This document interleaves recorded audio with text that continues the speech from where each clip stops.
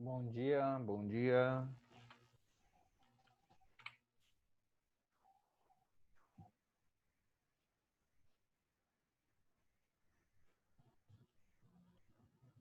Pronto, já travou.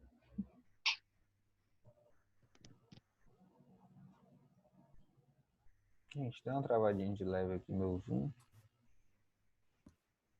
Acho que...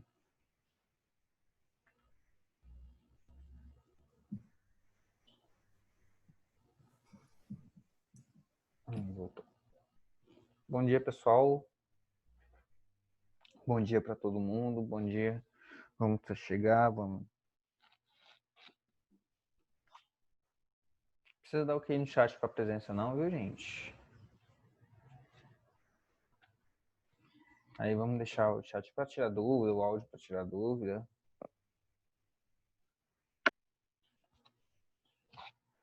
Tudo dá ok no chat para presença não. Beleza?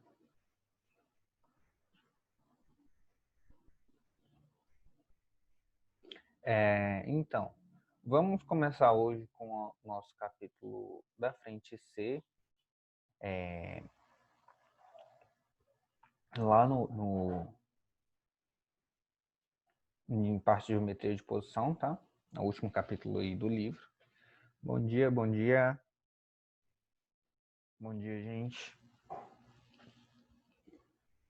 Deixa eu mostrar minha cara. Vamos começar aí na frente C, tá bom? O último capítulo do livro, a gente vai falar sobre geometria de posição. É uma parte que ele vai colocar alguns conceitos sobre plano, reta, ponto, semiplano, relação entre duas retas, retas perpendiculares, concorrentes, essas definições, né? Que é bem facinho essa parte da matéria. E a gente vai precisar aí lembrar um pouquinho de projeções, tá? E eu vou mostrar para vocês como é que isso cai no Enem. Então a aula de hoje vai ser bem rápida, assim, eu acho, né? Então vamos lá. Quando a gente vai falar sobre geometria de posição e poliedros, no caso, a geometria de posição, ela quer definir plano, reta e ponto, né? Primeiro, A, B, C e D são pontos no espaço. Quando eu vou ligar A até B, ou se eu ligar B até C ou C até D, eu formo uma reta. Ou seja, com dois pontos eu consigo formar uma reta, né? Ó, R ou AB é a reta que contém os pontos AB. E alfa seria o plano que contém o teto da casa, certo? E nesse caso aqui, eu tenho todos esses pontos aqui no mesmo plano. Então, olha só os conceitos básicos que a gente tem. Em uma reta, bem como fora dela, há infinitos pontos. Então, em uma reta, eu tenho infinitos pontos e uma reta é formada por pelo menos dois pontos. Ou seja, dois pontos eu consigo formar uma reta. Em um plano, bem como fora dele, há infinitos pontos, né? Porque ponto a gente consegue colocar em qualquer lugar. Dois pontos distintos determinam uma única reta que passa por eles. Então, ó, se eu pegar dois pontos, eles vão determinar uma única reta. E eu tenho o postulado 4 que ele fala, por um ponto passam infinitas retas, ou seja, aqui ó, nesse ponto eu tenho infinitas retas passando nesse ponto e consequentemente esse ponto fará parte de um plano, né? Se uma reta tem dois pontos distintos num plano, então ela está contida num plano. Então eu estou falando assim, ó, uma reta tem dois pontos distintos em um plano. Seria o caso do telhado aqui, ponto A e ponto B. Então essa reta está num plano. Eles são bem intuitivos, esses postulados, né? E isso é o postulado para a determinação de um plano, né, e reta. Para a determinação de planos, a gente tem três básicos. A primeira determinação de plano é três pontos não colineares. O que são não colineares? Três pontos que não estão na mesma reta, certo? Três pontos que não estão na mesma reta, eles formam um plano. Ponto 2. Uma reta e um ponto fora dela. Ou seja, são dois pontos colineares e um ponto não colinear. Tá vendo? seria praticamente a mesma coisa. A diferença é que aqui a gente está definindo os pontos A e B sendo interceptados por uma reta. No postulado 3, a gente tem que duas retas concorrentes, elas delimitam um plano. O que são retas concorrentes? São retas que se cruzam, tá? Retas que se interceptam. Postulado 4, a gente tem que duas retas paralelas distintas determinam um plano. Então, se eu falar assim, ó, duas retas paralelas determinam um plano, nem sempre, mas duas retas paralelas distintas sempre determinam um plano, tá? Posições relativas entre duas retas. Então, ó, quando a gente tem duas retas, a gente tem algumas posições entre elas, né? E a primeira relação entre elas seria que eu tenho retas paralelas. E essas retas elas podem ser paralelas coincidentes ou paralelas distintas. Retas paralelas coincidentes é quando tem uma em cima da outra, assim como nesse caso aqui desse primeiro desenho. E as retas paralelas distintas é quando eu tenho elas distantes uma da outra. Elas nunca vão se encostar, né? Mas a gente tem aí que elas são paralelas. Então, as paralelas coincidentes, todos os pontos delas são exatamente iguais. Paralelas distintas, todos os pontos delas são diferentes, elas nunca vão se interceptar. Retas concorrentes. Retas concorrentes, elas só são concorrentes se elas se interceptarem em um único ponto. Ou seja, esse ponto de interseção aqui seria o ponto de concorrência entre duas retas. Um caso particular da reta concorrente seria quando essas retas são perpendiculares, né? No caso, quando se forma um ângulo reto, tá? Um ângulo de 90 graus aí, a gente fala que além dessas retas serem concorrentes, elas são perpendiculares. Retas reversas. Retas reversas são retas, gente, que elas não fazem parte do mesmo plano, tá? Então, ó, eu tenho uma reta S e tenho uma reta R que não está no mesmo plano aí da reta S.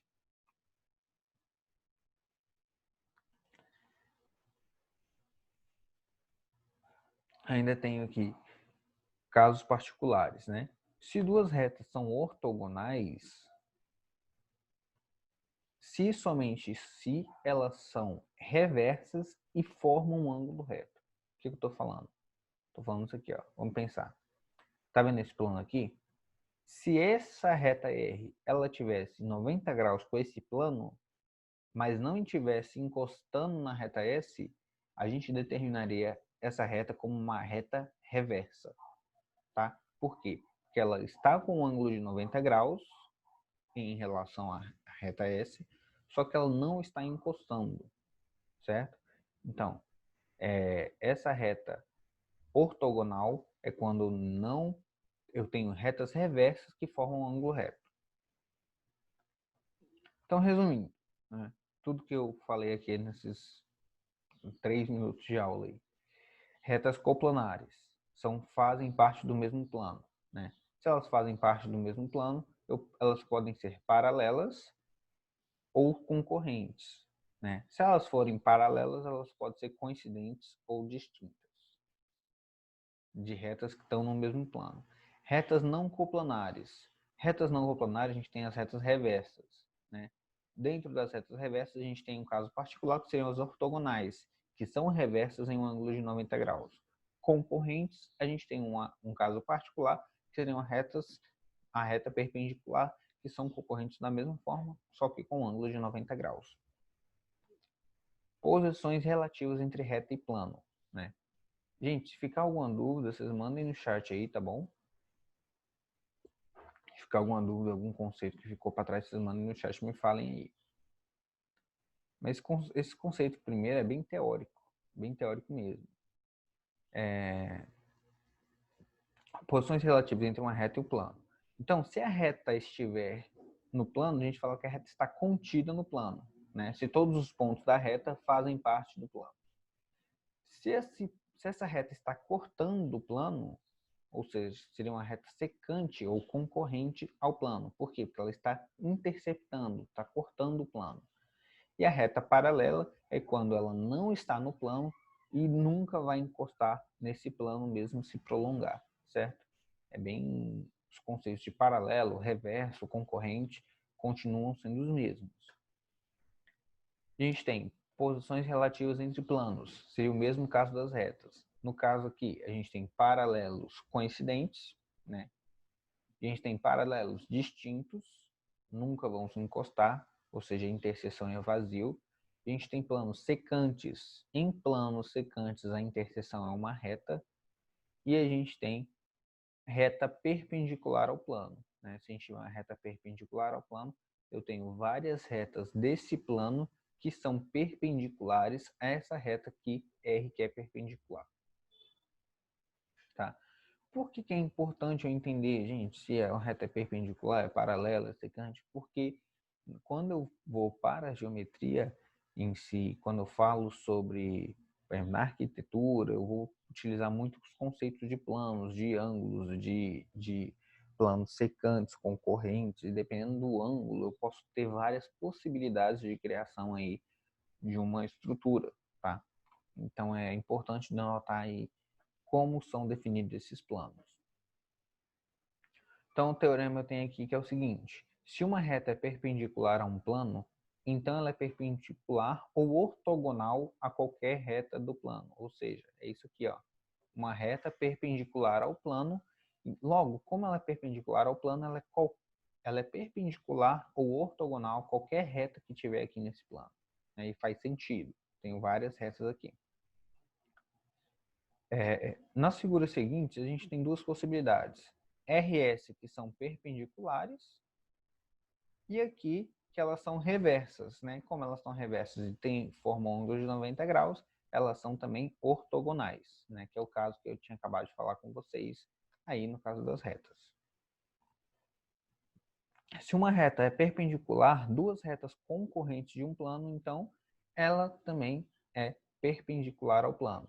Então, se eu estou falando assim, ó, T e S tem aqui no plano, e essa reta R é perpendicular às duas coincidentemente, ela é perpendicular ao plano.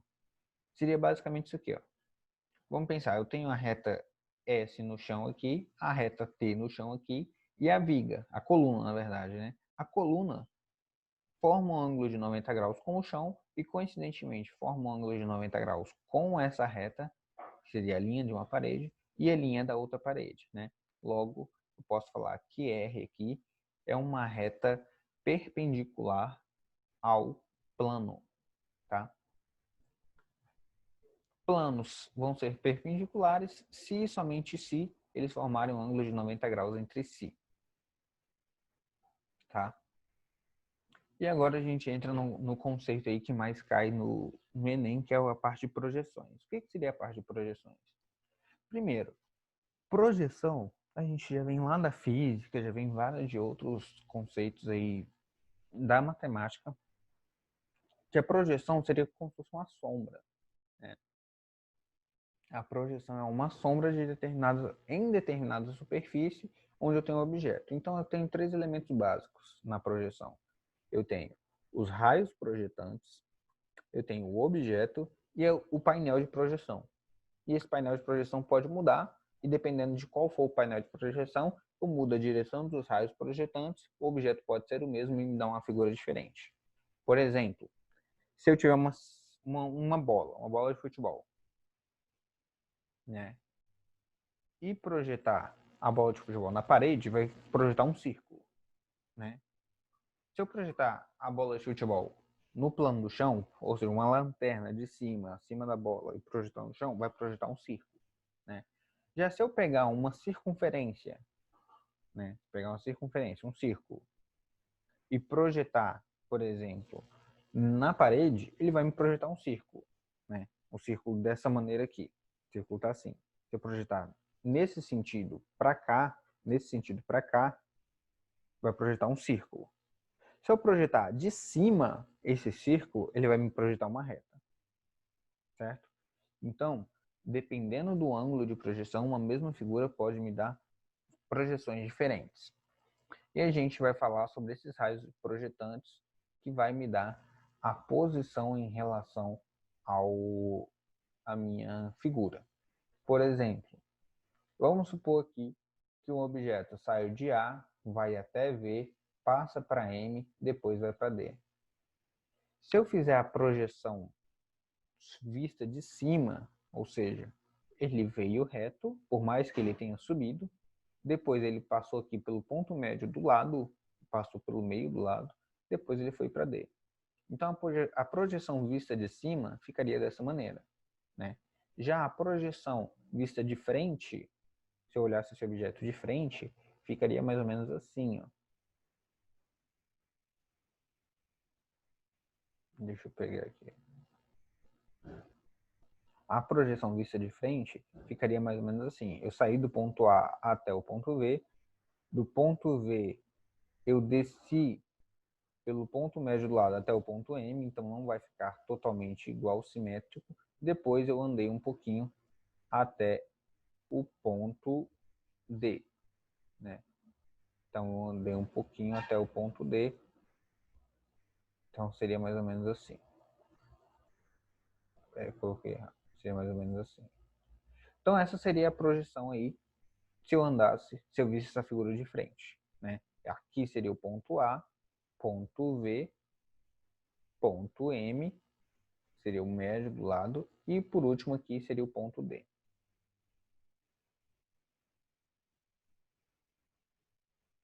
Vamos prosseguir. Então, classificação das projeções. A gente tem a classificação das projeções quanto aos raios projetantes, né? Se os raios eles são ortogonais, no caso aí formam um ângulo de 90 graus com a superfície, eu tenho a projeção ortogonal. Se os raios projetantes são oblíquos, ou seja, tem um ângulo, eu tenho a projeção oblíqua. Tá vendo que aqui, ó, eu formo ângulos de 90 graus com a figura e com a superfície. A projeção cilíndrica. O que é a projeção cilíndrica? Então, ela é em relação aos raios projetantes, né? Então, eu tenho aqui a cilíndrica ortogonal, ela como forma um estilo um cilindro, tá vendo? Eu tenho aqui os lados paralelos e a cilíndrica oblíqua. Eu ainda tenho o tipo de projeção que eu chamo de projeção cônica, que aí eu tenho um ponto de luz uniforme que ali aumenta a projeção. É o que acontece nas lâmpadas, nas luzes, né, nas lanternas. Ele vai aumentando o foco da luz e se eu posiciono um objeto, eu tenho aqui a sombra maior do que o objeto, né? Muito comum esse tipo de projeção, é chamada de projeção cônica. Ou seja, a projeção não é do tamanho da minha imagem, do meu objeto. A projeção não é do tamanho do meu objeto. Se eu projetar um ponto, ele vai ser um ponto, né? Se eu projetar um segmento de reta, ele pode ser um segmento de reta, ele pode ser um ponto, ou um segmento de reta inclinado, ou pode continuar sendo um segmento de reta. Eu tenho várias possibilidades aí de projeções, assim como falei com vocês. Então, ó, eu tenho projeção cônica, cilíndrica oblíqua, que tem uma diferença de ângulo, e cilíndrica ortogonal, tá? Então, dois tipos de projeções cilíndricas e um tipo de projeção cônica. A projeção cônica aumenta o tamanho aí do meu objeto. Em relação a poliedro, o que a gente vai falar? Poliedro, a gente tem que interpretar o que eu tenho no meu poliedro. No caso, eu preciso saber os elementos dele, que os três elementos são número de faces, arestas e vértices. Deixa eu puxar um pouquinho para cá. Número de faces, arestas e vértices, né? Eu tenho esses três elementos. E dentro desses três elementos eu consigo calcular algumas coisas. Por exemplo, a face é delimitada pelo plano. A aresta é determinada pela reta e o vértice é determinado pelo ponto. Então fica fácil eu definir agora. Ou seja, num cubo, nessa figura aqui, eu tenho quantas faces? Né? Num cubo eu tenho 6 faces. Então um cubo eu posso chamar um cubo de hexaedro. Né? Eu tenho hexa, que são 6, edro, que vem de poliedro. Né? Então, hexaedro, que eu tenho 6 lados. Né? Logo, eu tenho quantos vértices? Eu tenho aqui 8 vértices. E quantas arestas? Eu tenho um total aqui 12 arestas. 4 nesse lado, 4 na parte de trás e 4 nas laterais. E como que eu vou descobrir isso? É só contando? Não. Eu vou mostrar para vocês. Antes de mostrar para vocês a relação entre faces, arestas e vértices, eu quero classificar. Primeiro, a gente tem dois tipos de poliedros. A gente tem os poliedros convexos e os poliedros não convexos, né? Os poliedros convexos são aqueles que o ângulo, ou seja, não tem nenhum ângulo maior que 90 graus, nenhum ângulo interno maior que 90 graus. Nesse caso aqui, ó, eu já vejo que esse poliedro é não convexo porque esse ângulo aqui, ele é maior que 90 graus. Esse ângulo aqui, ó. Tá vendo que esse ângulo interno aqui, ó, ele é maior que 90 graus? Como esse ângulo é maior que 90 graus, eu não consigo aí falar que ele é um poliedro convexo, porque o convexo, todos os ângulos aqui, eles são menores, todos os ângulos internos das faces, eles são menores que 90 graus, tá? Na verdade, um caractere menores que 180, porque uma reta aqui a gente considera um ângulo de 180 e todos os outros aí vão ser menores que 180 graus, tá bom? Menores que 180. Ele não pode fazer essa curva. Se ele faz essa curva aqui, a gente considera que é um poliedro não convexo. Então, maiores que 180. E agora a gente vai ver algumas propriedades. A soma dos ângulos de um poliedro, ele vai depender do número de faces, né? Deixa eu fazer uma anotação. Não precisa. E como seriam esses ângulos das faces? Ou seja, seria o número de vértices menos 2 vezes 360. E a gente tem a relação de Euler, que eu gosto de escrever dessa forma aqui, ó. V mais F é igual a A mais 2. Por que eu gosto de escrever ela dessa forma aqui? Porque eu faço aqui, ó. Vamos fazer amor a 2. Pronto. Olha aqui. Se eu lembrar dessa expressão, eu lembro que o número de vértices mais o número de faces vai ser igual ao número de arestas mais 2. Então, como eu tenho essa relação aqui, eu consigo, a partir da propriedade da soma de todos os ângulos, né, achar aqui o número de... A partir do número de vértices, eu acho a soma de todos os ângulos internos das faces aí desse poliedro.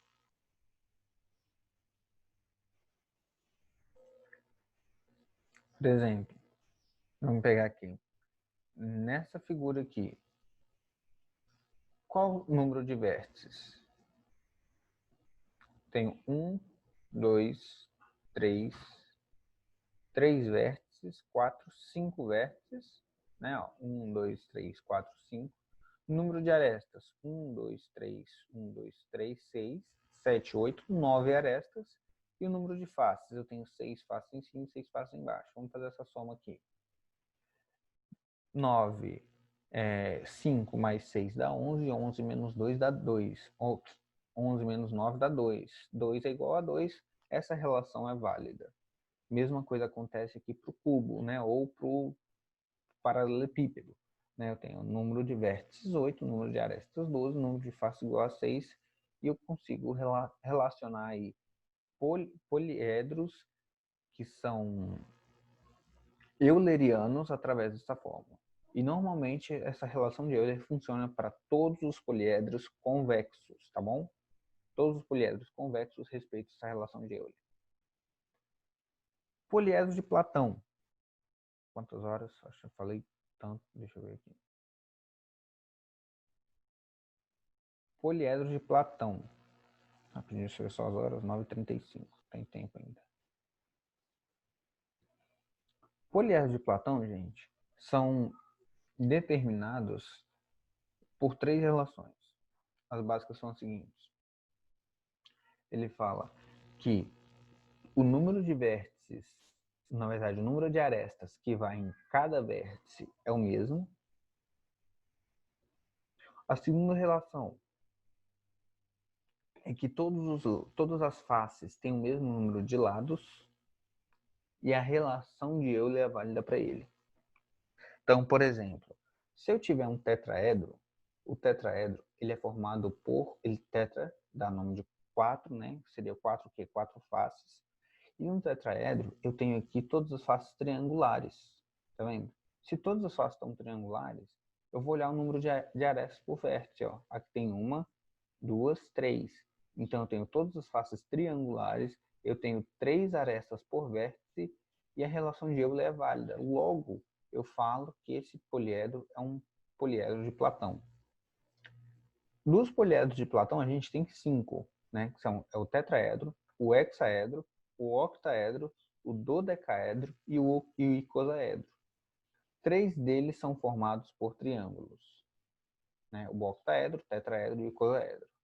Todo o restante, né? Eu tenho um hexaedro que é formado por quadriláteros e tenho o dodecaedro que é formado por pentágonos, né? E a relação de Euler é válida para cada um desses aqui, beleza? Olha aqui. Se o poliedro é regular, ele é um poliedro de Platão. Ou seja, um cubo é um poliedro regular e logo ele é um poliedro de Platão. O paralelepípedo, ele é um poliedro de Platão, mas não é regular. Por quê? Para ser regular, gente, tem que ter todas as medidas dos lados iguais, tá? Então vamos fazer exercício e simplificar aí tudo que a gente falou. O tetrahexaedro é um sólido convexo limitado por 4 faces triangulares, 6 hexagonais, todas regulares. O número de arestas e vértices desse sólido é... Então vamos calcular aqui.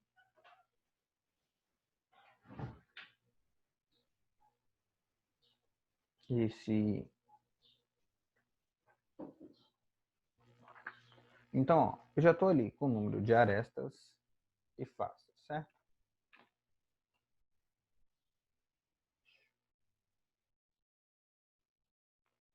Deixa eu pegar meu livro aqui e parar de anotar os dados aqui, rapidinho. Então, ó, a gente está na frente C, capítulo 12, página 86, questão resolvida.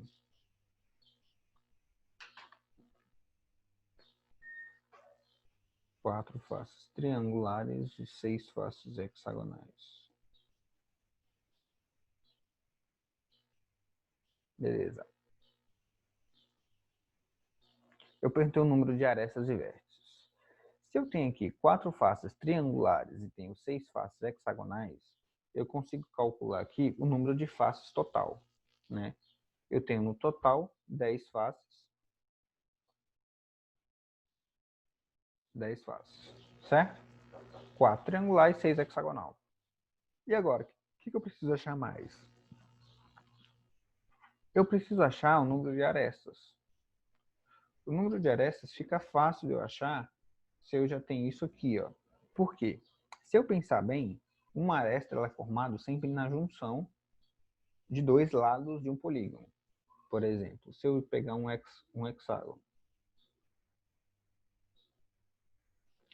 colocar um triângulo aqui do lado, coloco um triângulo aqui, tá vendo que o lado desse triângulo aqui juntou com o lado desse hexágono? Então, eu sei que uma aresta,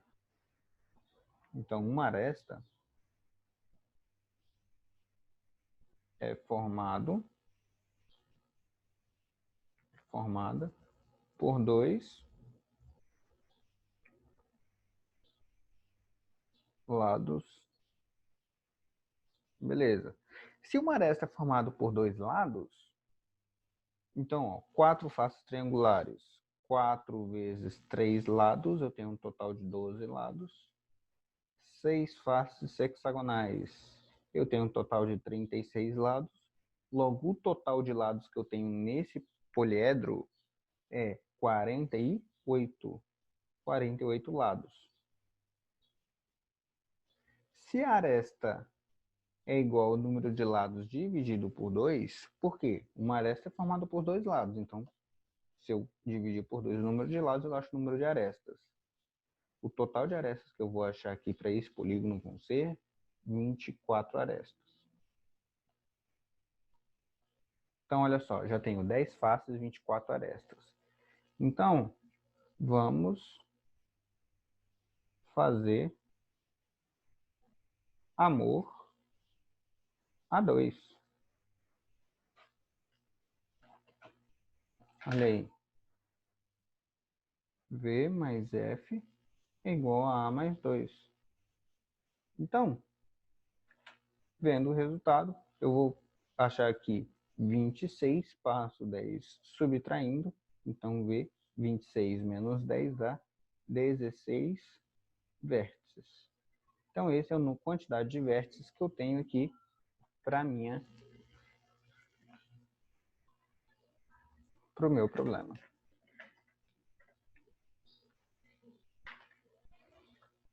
Vamos pegar outra questão e eu já vou mostrar para vocês como é cobrado no Enem.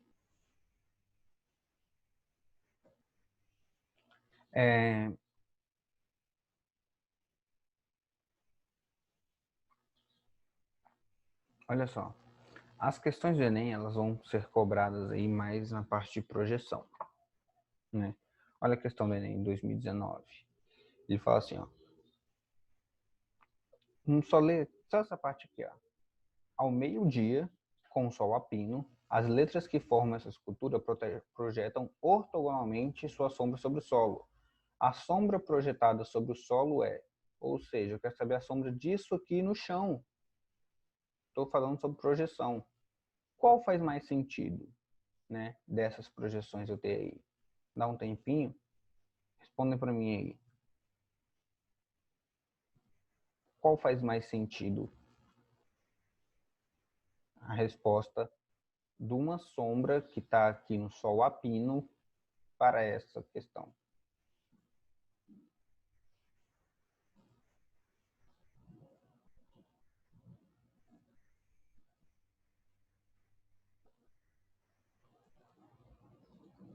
Então, já me responderam aqui.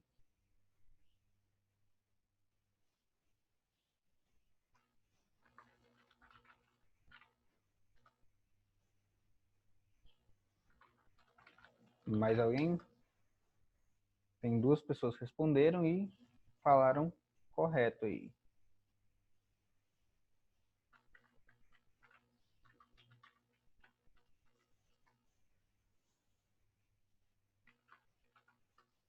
Então vamos lá. Olha só. Se eu tô com o sol ao meio-dia, o sol tá lá em cima, né?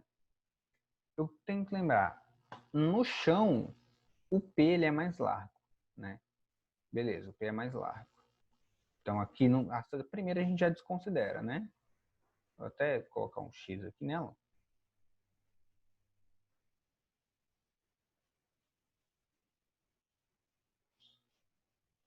Deixa eu até colocar um X nela, porque essa aqui a gente já desconsidera, porque eu vejo que tem espaços aqui entre essas letras.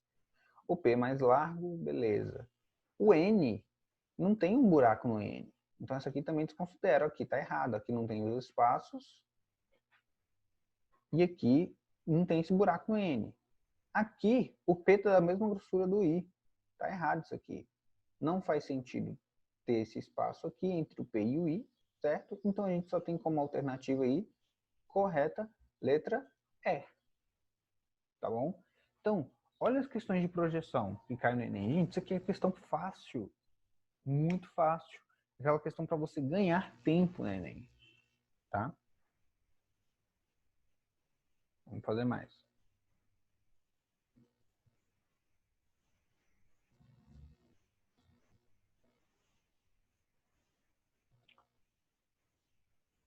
É uma questão muito rápida de ser feita. Você consegue acertar aí, sim, muito rápido, com a leitura bem dinâmica, tá? Olha essa questão de sessão Enem aí, questão 2. Ele fala assim, ó.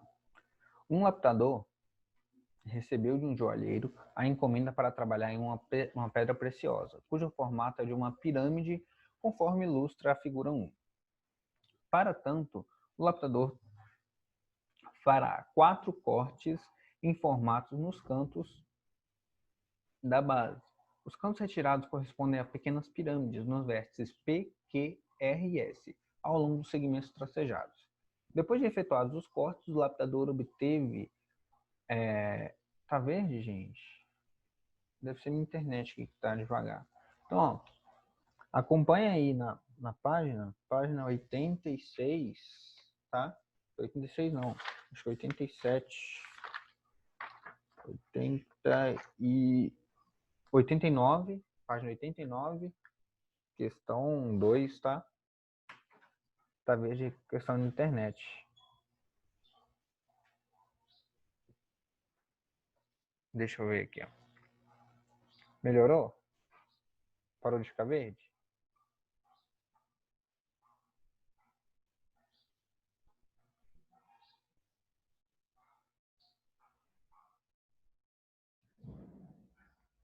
Beleza? Beleza. Então, ó, olha só. Ele tá vendo que você tem essa pirâmide aqui, esse poliedro, e você vai fazer o quê? Vai cortar pirâmides aqui. Ele está perguntando, respectivamente, o número de faces, arestas e vértices. Certo? Então você pode contar, ó, né, número de faces que tinha antes. Tinha 1, 2, 3, 4. Tinha 4, 5. Eu tinha 5 faces, né? 5 faces. Depois, cada vértice aqui virou uma face. Então, de 5 passou para quanto? 9. Acabou minha questão, gente.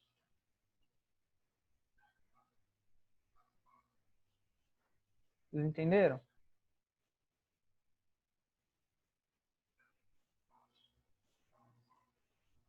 É bem rápido, olha só. Vamos contar. Nessa figura 1 aqui, ele falou, ó, ele quer respectivamente o número de faces, arestas e vértices dessa figura 2, depois que efetuou o corte.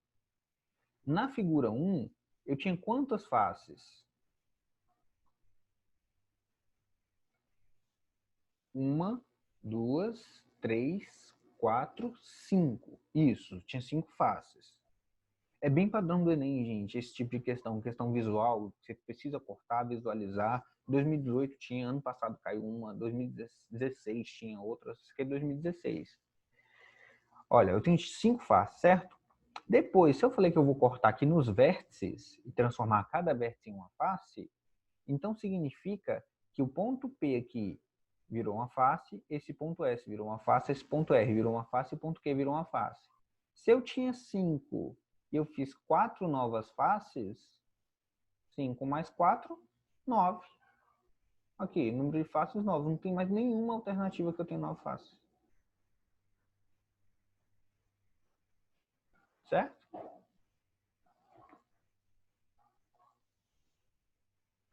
Beleza, beleza. Então, podemos prosseguir. Essa aqui é uma questão que exige interpretação e conhecimento de geografia, gente. Olha só. Ele fala assim, ó. Quantas horas? Só para ficar ligado no tempo, 9h50. Não dá para fazer essa questão. Ele fala assim, ó. A figura representa o globo terrestre e nela estão marcados os pontos A, B, C. A, B e C. Os pontos A e B estão localizados sobre o mesmo paralelo e os pontos B e C sobre o mesmo meridiano. É traçado um caminho do ponto A até C, pela superfície do globo, passando por B. Então, ó, de A até C, pela superfície do globo, passando por B. A até C, passando por B, olha só. Aí ele fala assim, de forma que o trecho A até B, trecho AB, A até B se dê sobre o paralelo que se passa por A a B. E o trecho B até C se dê sobre o meridiano que se passa por BC. Considere que o plano, olha o plano aqui embaixo, tá vendo? Alfa é paralelo à linha do Equador. Beleza. Aí ele fala o seguinte, a projeção ortogonal no plano alfa. O caminho traçado no globo pode ser representado por qual letra? Agora, gente, que tá a questão. Vou deixar um tempinho para vocês tentarem fazer, tá bom? O que vocês me respondem aí? Tenta, vou colocar aqui, vou tirar minha... Colocar o livro aqui, para vocês verem a figura. E tentarem... Nossa, escureceu aqui.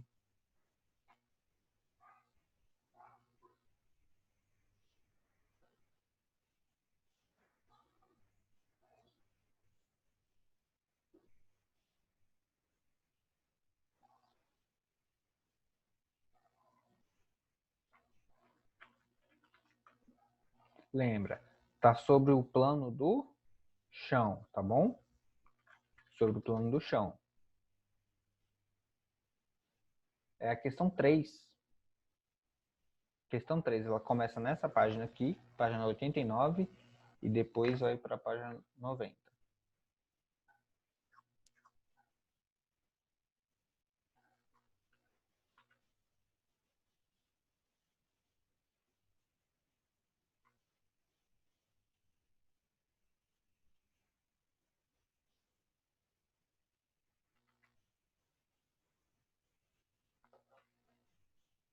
Então, tem algumas pessoas que responderam, alguns responderam A, alguns falaram C, outros falaram E. Então, também é uma questão que já envolve um pouquinho de conhecimento de geografia.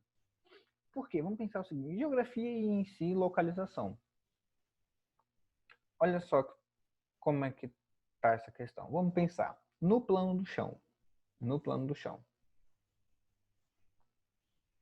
Deixa eu mostrar minha cara aqui de novo para vocês.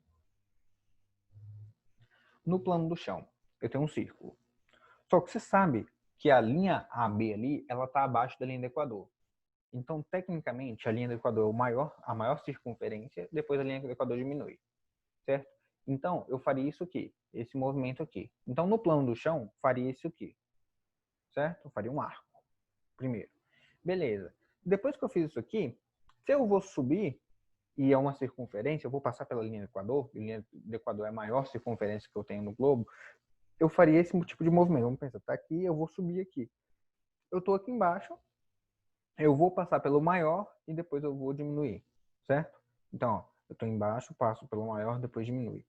Então, olha só o que acontece. No plano do chão, eu faço esse movimento, depois eu faço esse movimento. Por quê? Ó, aqui está o movimento se eu visse ele de frente. O mais parecido é esse aqui, gente. Por quê? Porque na linha do Equador, eu venho um pouquinho para baixo, vou até a extremidade do Equador e volto, né? Como é uma circunferência, ó, se eu saio daqui de baixo e venho para aqui para cima, eu faço esse movimento e volto.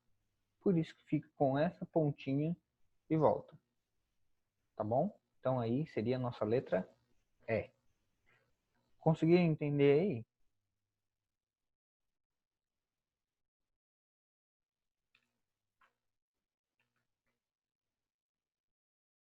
Conseguiram entender essa questão? Então, olha só, a gente exigiu um pouquinho de conhecimento de geografia e um pouquinho de geometria espacial, né? A gente precisa saber como é que funciona a circunferência, que são várias... Uma projeção no chão, né? Uma projeção em si. Deixa eu ver, nosso horário findou, gente. Façam esses exercícios aí, 4 e 5 aí no caderno de vocês. A gente tira dúvidas nas próximas aulas. Não vou cobrar aí atividade essa semana, tá? Dia 27 também não vou cobrar atividade. Dê uma descansada, tá? Pelo menos de entrega de atividade. Façam aí, coloquem em dia que vocês tiverem para colocar em dia. Façam algo para relaxar a mente. Aproveitem esse recesso também. Na aula de amanhã, se vocês não tiverem dúvida, eu estou pensando em dar uma aula de educação financeira. Eu vou falar sobre investimentos, tá? Vou falar sobre investimentos. Aí eu posso falar com vocês sobre financiamento, a diferença do saque, do price e a diferença de financiamento, tá? Aí a gente termina a aula dessa semana aí com essa aula de educação financeira e vocês vão descansar aí essa semana aí para recuperar as energias, beleza? Ó, Um beijão para vocês, um abraço. Até a aula de amanhã. E até mais. Qualquer dúvida, mandem aí, viu, gente? Tchau, tchau. Pera aí. Ô, gente. Nossa aula começou aqui, ó. 10. 9, 10. Tá certo, né? Acaba a aula agora. Tchau, tchau. Tô doido aqui. Até mais, gente. Beijão.